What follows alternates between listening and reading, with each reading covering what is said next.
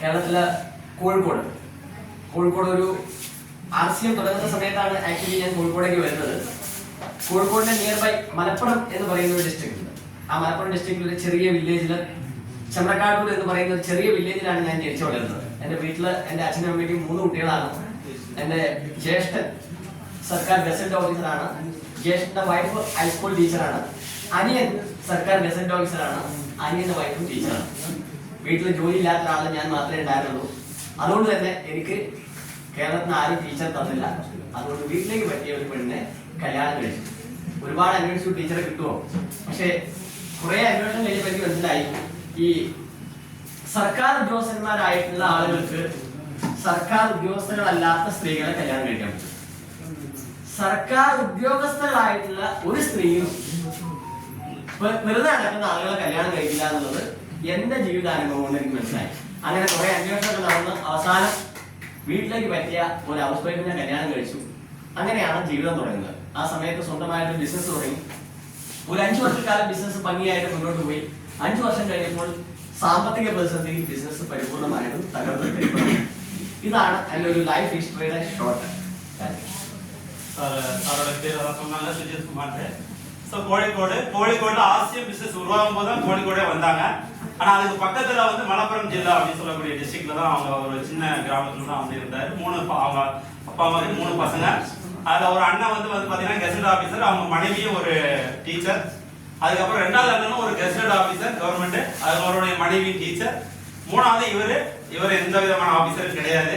அதனால அவரும் என்ன பண்ணாரு, அண்ணன் மாதிரியே டீச்சரை கல்யாணம் பண்ணாரு, கவர்மெண்ட் டீச்சரை கல்யாணம் பண்ண ட்ரை பண்ணாரு. ஆனா கிடைக்கல. வேற வழி இல்லாம ஹவுஸ் வைஃப் சாதாரண ஒரு பெண்மணியை கல்யாணம் பண்ணிட்டாரு. அப்பதான் அவர் தெரிஞ்சுக்கிட்டாரு.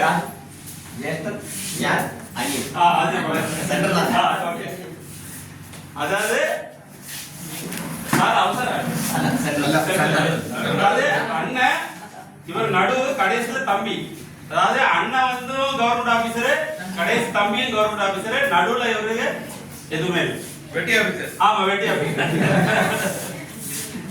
சோ அப்படி இருந்த ஒரு நிலைமை. அப்போ ஒரு கவர்மெண்ட் ஆபீசரா இருந்தா சாதாரண பெண்மணியை கல்யாணம் பண்ணிக்கலாம்.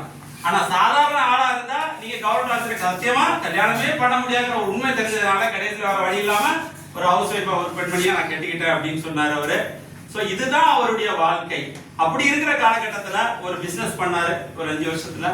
அந்த பிசினஸ் கடைசி வந்து பாத்தீங்கன்னா அதுவும் ஒரு வழியாயிடுச்சு. அந்த நிலைமையில அந்த பிசினஸையும் விட்டுட்டு ஒரு சாதாரண நிலைமையில வரும்போதுதான் இந்த RCM பிசினஸ் குள்ள வந்தேன்னு சொல்லிட்டு தன்னுடைய அந்த வாழ்க்கை வரலாறு சுருக்கமா நமக்கு சார் சொல்லியிருக்காங்க. ബിസിനസ് പൊട്ടിയ സമയത്താണ് മറ്റൊരു തൊഴിൽ കണ്ടുപിടിക്കാൻ വേണ്ടി മലപ്പുറം ജില്ലയിൽ നിന്ന് എന്റെ ലൈഫ് ഞാൻ കോഴിക്കോട് ജില്ലയിലേക്ക് ഷിഫ്റ്റ് ചെയ്തത്. കോഴിക്കോട് വന്നു ചെറിയൊരു വാടക വീടെടുത്ത് അന്നത്തേക്ക് ചെറിയ 2 പൈതം എന്താ പറയാ കുട്ടികൾ, ചെറിയ 2 കുട്ടികളായി. കുട്ടികളെയും ഭാര്യയും കിട്ടിയിട്ട് കോഴിക്കോട് ജില്ലയിൽ വന്ന് ഒരു വാടകയ്ക്ക് വീടെടുത്ത് അങ്ങനെ തൊഴിലന്വേഷണത്തിന്റെ ഭാഗമായിട്ട് നടക്കുമ്പോഴാണ് വളരെ ആദർശീയമായിട്ട് മിസ്റ്റർ ഗോപകുമാർ സാറിനെ കണ്ടെത്തുന്നത്. ഗോപകുമാർ സാർ എന്നാണ് RCM എന്ന് പറയുന്ന കോൺസെപ്റ്റ് ഞാൻ അറിയുന്നത്. എന്റെ അടുത്ത് വന്നു. ഗോപകുമാർ സാർ പറഞ്ഞു, RCM എന്ന് പറയുന്ന രാജസ്ഥാൻ ബേസിൽ ഒരു വലിയ കമ്പനി ഉണ്ട്, ഇൻവെസ്റ്റ്മെന്റ് ഒന്നും വേണ്ട, കൺസിസ്റ്റന്റ് ആയിട്ട് ഈ പ്രസ്ഥാനത്തിന്റെ കൂടെ നിന്നാൽ ഒരു 3 വർഷമെങ്കിലും ഇൻകം എന്താണെന്ന് അന്വേഷിക്കാതെ, ഇൻകം എത്ര കിട്ടുമെന്ന് ചോദിക്കാതെ ഈ പ്രസ്ഥാനത്തിന്റെ കൂടെ വർക്ക് ചെയ്യാൻ തയ്യാറാണെങ്കിൽ കൺസിസ്റ്റന്റ് ആയി അവിടെ ഒരു പോയിന്റ് ഉണ്ട്. ഇടയ്ക്ക് ചെയ്ത് ഇടയ്ക്ക് നിർത്തി, ഇടയ്ക്ക് ചെയ്ത് ഇടയ്ക്ക് നിർത്തി, അത് പറ്റില്ല. കൺസിസ്റ്റന്റ് ആയിട്ട് ഈ പ്രസ്ഥാനത്തിന്റെ കൂടെ 3 ഇയർ നിൽക്കാൻ പറ്റുമെങ്കിൽ നിന്റെ വീട്ടിൽ ഏറ്റവും കൂടുതൽ ഒരു മാസം ശമ്പളം വാങ്ങിക്കുന്ന വ്യക്തി നീയായിരിക്കും. അത് ഞാൻ ആക്കി തരാം. അത് റെഡി ഉണ്ടെങ്കിൽ എന്റെ കൂടെ ആർക്കെങ്കിലും. ഇതായിരുന്നു അദ്ദേഹത്തിന്റെ വാക്ക്. കൂടുതലൊന്നും ആലോചിച്ചില്ല. RCMലേക്ക് വരുന്നതിന് മുമ്പ് ചെയ്ത ബിസിനസ് പൊട്ടി. ഇനി ഒരു ബിസിനസ് തുടങ്ങാൻ കയ്യിൽ ക്യാപിറ്റൽ ഇല്ല. ആ സമയത്താണ് നാട്ടിലൊരു ചെറിയ മിൽമാബൂത്ത് തുടങ്ങാൻ തീരുമാനിക്കുന്നത്. അങ്ങനെ എന്റെ ചെറിയമ്മ സർക്കാർ ഗസറ്റ് ഓഫീസറാണ്, ഫാമിലി മൊത്തം സർക്കാർ ഉദ്യോഗസ്ഥന്മാരാണ്. ചെറിയമ്മയുടെ അടുത്ത് പോയിട്ട് പറഞ്ഞു, എനിക്കൊരു മിൽമാബൂത്ത് തുടങ്ങാൻ ഞങ്ങളുടെ നാട്ടിലെ കോപ്പറേറ്റീവ് ബാങ്കിൽ നിന്ന് 5000 രൂപ ലോൺ എടുക്കണം. 5000 രൂപ ലോൺ കിട്ടണമെങ്കിൽ അവിടെ ഒരു പേ സർട്ടിഫിക്കറ്റ് അവിടെ എന്ത് വേണം, പ്രൊഡ്യൂസ് ചെയ്ത് കൊടുക്കണം. അങ്ങനെ ചെറിയമ്മയുടെ അടുത്ത് ചെന്നപ്പോൾ ചെറിയമ്മ പറഞ്ഞു, ബിസിനസ് ഒക്കെ തുടങ്ങുന്നതൊക്കെ നല്ലതാണ്, നിനക്ക് ഒരു ഗതിയില്ലാത്ത ഒരാളാണ്, അതുകൊണ്ട് പേ സർട്ടിഫിക്കറ്റ് തരില്ല. തന്നാൽ ആ 5000 രൂപ പേയ്മെന്റ് നീ അടച്ചില്ല എങ്കിൽ എന്റെ പെൻഷനെ വരെ അത് ബാധിക്കാൻ സാധ്യതയുണ്ട്. അതുകൊണ്ട് ഞാൻ പേ സർട്ടിഫിക്കറ്റ് തരില്ല. അങ്ങനെ ഒരു മിൽമാബുക്ക് സ്വന്തമായിട്ട് തുടങ്ങി ചെറിയ രീതിയിൽ അതിൽ നിന്ന് കിട്ടുന്ന ചെറിയ പണം കൊണ്ട് ജീവിക്കാം എന്നൊരു ആശയം വിട്ടപ്പോഴാണ് മലപ്പുറം ജില്ലയിൽ നിന്ന് കോഴിക്കോട് പോയിട്ട് ഒരു തൊഴിലന്വേഷണത്തിന്റെ ഭാഗമായിട്ട് ഇങ്ങനെ നടക്കുമ്പോഴാണ് ഗോപകുമാർ സാറിനെ കാണുന്നതും RCM എന്ന് പറയുന്ന ഈ പ്രസ്ഥാനത്തിലേക്ക് കടന്നു വരുന്നത്.